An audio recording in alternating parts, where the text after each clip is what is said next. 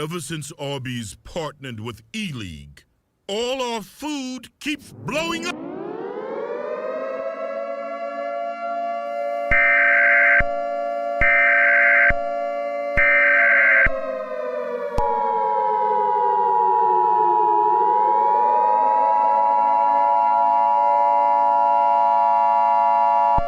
This is a national emergency.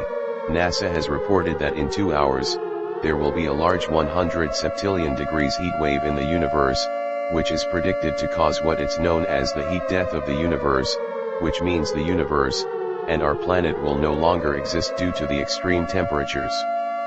There is nothing you can do to survive this situation, no matter how deep you are to the ground. Expect fires as this heat wave is 100 septillion degrees.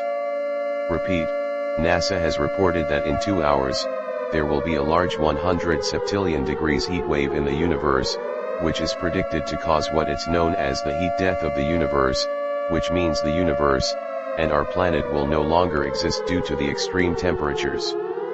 There is nothing you can do to survive this situation, no matter how deep you are to the ground.